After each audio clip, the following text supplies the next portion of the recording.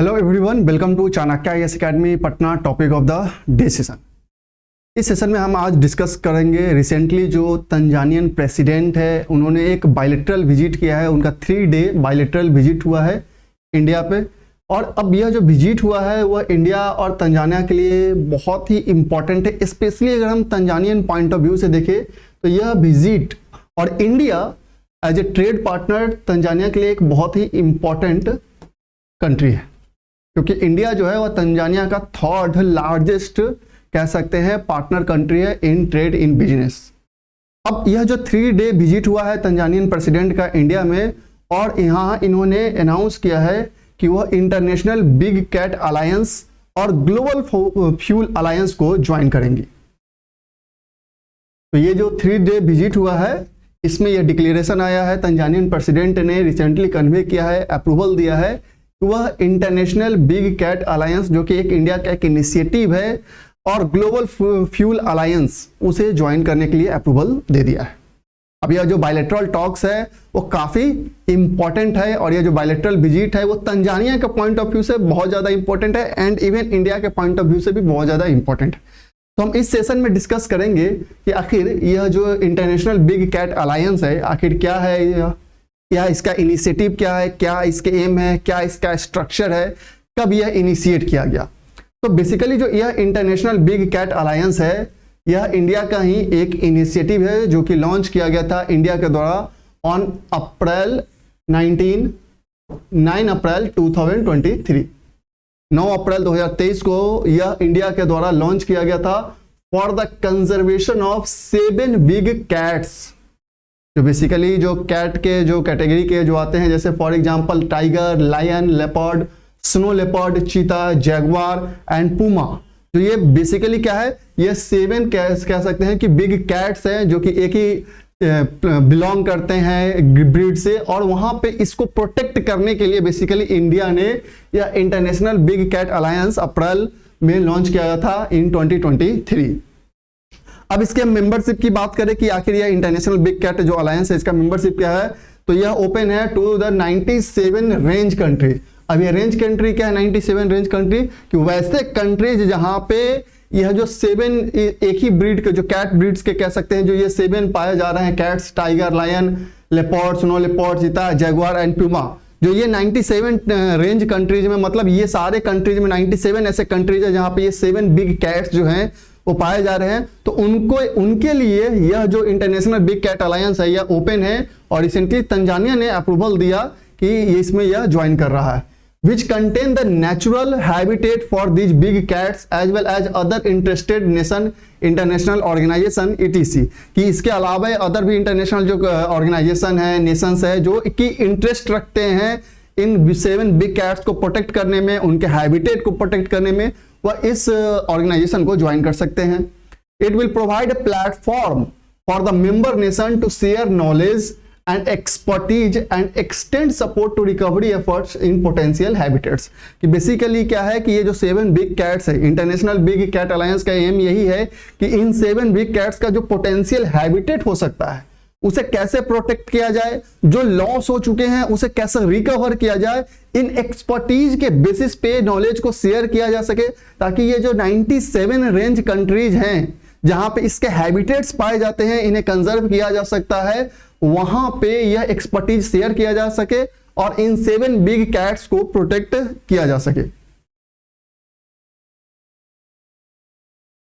अब बात करते हैं फंडिंग मैकेनिज्म की कि आखिर यह जो इंटरनेशनल बिग कैट अलायंस है यह कैसे ऑपरेट होता है, कहां से इसके फंडिंग आती है।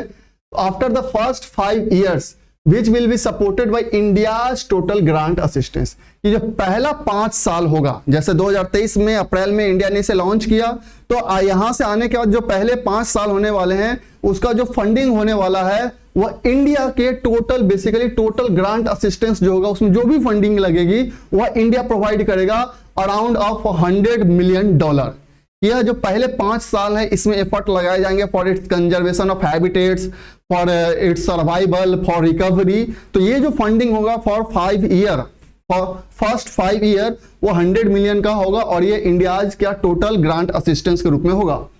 The IBCA is expected to sustain itself through membership fee. And after that जो आईबीसी जो अभी स्टैब्लिश हुआ है, ऐसा नहीं कि ये 5 साल के बाद इसे डिसमेंटल कर देना, इस जो ऑर्गेनाइजेशन स्टैब्लिश हुआ है उसे खत्म कर देना है, उसके बाद जब वो ऑपरेट करेगा आफ्टर दैट 5 इयर्स, तो जो मेंबर कंट्रीज इसको ज्वाइन करेंगे वो उन पे एक फी लेवी किया जाएगा। आफ्टर दैट उस फी से ही यह ऑपरेट किया जाएगा, कंजर्वेशन एफर्ट्स लगाए जाएंगे and contribution from bilateral and multilateral institution. और वैसे भी संस्थान जो कि ऐसे कंजर्वेशन एफर्ट्स में, इकोलॉजी इन्वायरमेंट के कंजर्वेशन एफर्ट्स में लगे हैं कि कैसे फ्लोरा और फौना को कंजर्व करना है, उनका भी जो बेसिकली क्या कर सकते हैं, उनसे जो कंट्रीब्यूशन आएगा, जो उनसे फंडिंग आएगा, उसके थ्रू यह ऑपरेट होगा। और साथ ही साथ इसमें प्राइवेट सेक्टर के भी फंडिंग को अलाउ किया गया है।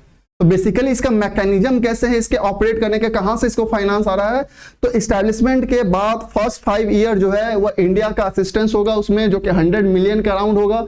आफ्टर दैट जो मेंबर कंट्रीज है उन पे एक फी लेवी किया जाएगा। साथ ही साथ जो मल्टीलैटरल इंस्टीट्यूशंस है जो कि इस सेक्टर से रिलेटेड है, इकोलॉजी से, इन्वायरमेंट से, फ्लोरा एंड फौना से, उसके कंजर्वेशन एफर्ट्स में लगे हुए हैं, जैसे हम IUCN की बात कर लेते हैं, UNEP की बात कर लेते हैं, उनसे भी कंट्रीब्यूशन मिल सकता है। साथ ही साथ जो प्राइवेट सेक्टर अगर इसमें इन्वेस्ट करना चाहेंगे तो वो भी इन्वेस्ट कर सकते हैं।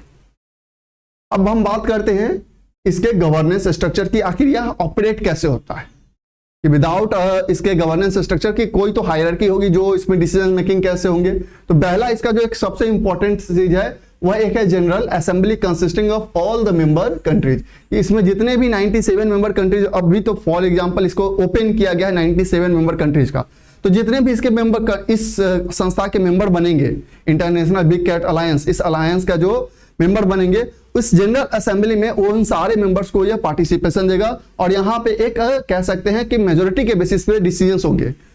अ council of at least 7 but not more than 15 member countries elected by the general assembly and after that एक काउंसिल स्टैब्लिश किया जाएगा जिसमें कम से कम 7 मेंबर होंगे और 15 से अधिक भी नहीं और 7 से कम भी नहीं, मतलब जितने टोटल मेंबरशिप होंगे elected by the general assembly for a term of 5 years and A secretariat.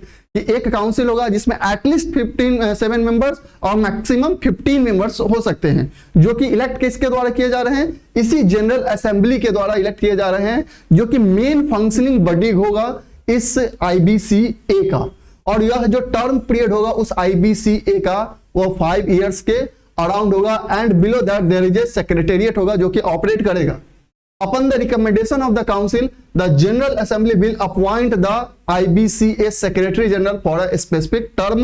और जब यह काउंसिल सजेस्ट करेगा, रिकमेंड करेगा टू द जनरल असेंबली, तब जो जनरल असेंबली है IBC के सेक्रेटरी जनरल को अपॉइंट करेगा for a specific term period to operate and to implement all these policies in member countries and to organize meetings of these member countries. तो basically ये था news में IBCA international big cat alliance क्यों news में आया।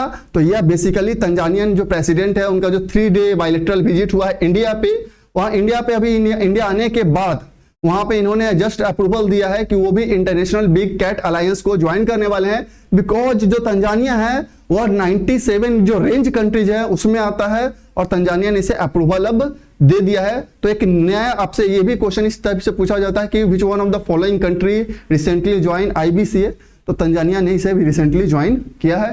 So that's all for today, thank you.